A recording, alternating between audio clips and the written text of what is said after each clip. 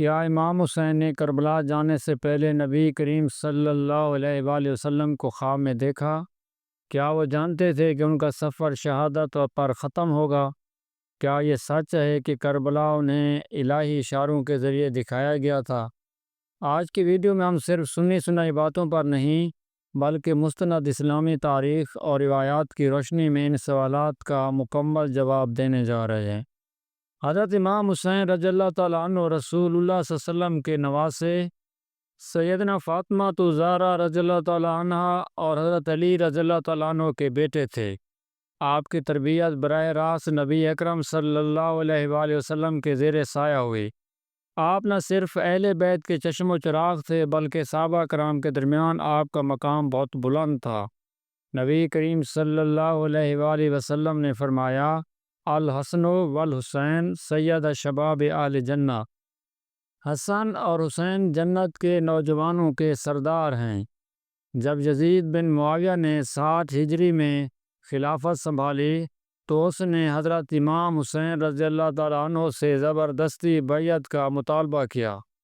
حضرت امام حسین رضی اللہ تعالیٰ عنہ نے انکار کر دیا کیونکہ یزید فاسق، شرابی اور ظالم حکمران تھا، اور ایسی شخصیت کے ہاتھ پر بیعت دین محمدی کی توہین تھی۔ یہ معاملہ صرف سیاست نہیں بلکہ دین کی اصل روح کی حفاظت کا مسئلہ تھا۔ مشہور مورخ ابن جوزی اور علامہ شبلی نعمانی کی تحریروں میں روایت آتی ہے کہ امام حسین نے سفر کوفہ سے پہلے نبی کریم صلی اللہ علیہ وآلہ وسلم کو خواب میں دیکھا۔ نبی اکرم صلی اللہ علیہ وسلم نے فرمایا، اے میرے بیٹے حسین، صبر کرو، ہم تمہارے منتظر ہیں، تم بہت جلد ہم سے آ ملو گے۔ یہ خواب نہ صرف روحانی بشارت تھا بلکہ کربلا کی راہ میں امام حسین رضی اللہ تعالیٰ عنہ کے لیے اطمینان قلب کا ذریعہ بھی۔ ایک اور روایت جو علامہ مجلسی اور طبری نے نقل کی ہے، امام حسین رضی اللہ تعالیٰ عنہ نے خواب میں اپنی والدہ ماجدہ حضرت فاطمہ الزہرا کو دیکھا۔ انہوں نے فرمایا، بیٹا، اپنا راستہ مت چھوڑنا، ہماری قربانی اسلام کی بقا کے لیے ہے۔ یہ خواب امام حسین کی روحانی قوت کا اظہار تھا۔ بعض اہل سیرت کے مطابق امام حسین نے ایک خواب دیکھا جس میں انہوں نے زمین پر خون، نیزے اور تلواریں دیکھیں۔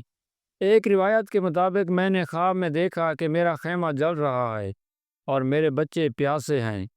یہ خواب مستقبل کی اس آزمائش کا اشارہ تھا جس کا سامنا حضرت امام حسین رضی اللہ تعالیٰ عنہ اور ان کے اہل بیت کو کربلا میں کرنا تھا۔ ان خوابوں اور روحانی اشارات کے بعد حضرت امام حسین رضی اللہ تعالیٰ عنہ نے مکہ کو بھی خیر باد کہا اور کوفہ کی جانب روانہ ہو گئے۔ لیکن آپ رضی اللہ تعالیٰ عنہ نے ایک مقام پر فرمایا، جیسے حضرت یحییٰ علیہ السلام کو شہید کیا گیا ویسے ہی میرا خون بھی بہایا جائے گا۔ یہ کہنا اور جاننا کہ شہادت آپ کی قسمت میں ہے، اس بات کو واضح کرتا ہے کہ امام حسین نے خوابوں اور وحی کے اشاروں کو سمجھ کر یہ فیصلہ کیا۔ کئی روایات کے مطابق عاشوراء کی رات امام حسین نے نبی کریم صلی اللہ علیہ وسلم کو دوبارہ خواب میں دیکھا۔ نبی صلی اللہ علیہ وسلم نے فرمایا، کل تم اور تمہارے ساتھی جنت میں ہمارے ساتھ ہوں گے۔ یہ خواب امام حسین رضی اللہ تعالیٰ عنہ اور ان کے ساتھیوں کے لیے اطمینان، سکون اور آخرت میں انعام کی بشارت تھی۔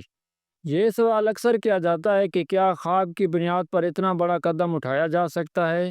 اسلام میں خواب شریعت نہیں، لیکن اگر خواب نبی کریم صلی اللہ علیہ وسلم کی زیارت پر مشتمل ہو اور دیکھنے والا صادق ہو تو وہ خواب بشارت بن جاتا ہے۔ جیسا کہ صحیح بخاری میں حدیث ہے، جس نے مجھے خواب میں دیکھا اس نے مجھے حقیقت میں دیکھا، کیونکہ شیطان میری شکل اختیار نہیں کر سکتا۔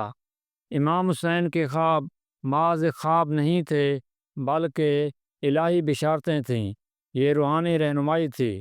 کربلا کا سفر دین کی حفاظت کا اعلان تھا، اور ان خوابوں نے حضرت امام حسین کو یقین دیا کہ ان کا مشن کامیاب ہے، چاہے دنیا کچھ بھی سمجھے۔ آج اگر ہم خواب دیکھتے ہیں تو ہمیں چاہیے کہ ہمیں انہیں امام حسین کی طرح دین، سچائی اور قربانی کے راستے میں استعمال کریں۔ اللہ تعالی ہمیں دین پر عمل کرنے کی توفیق عطا فرمائے۔ آمین یا رب العالمین۔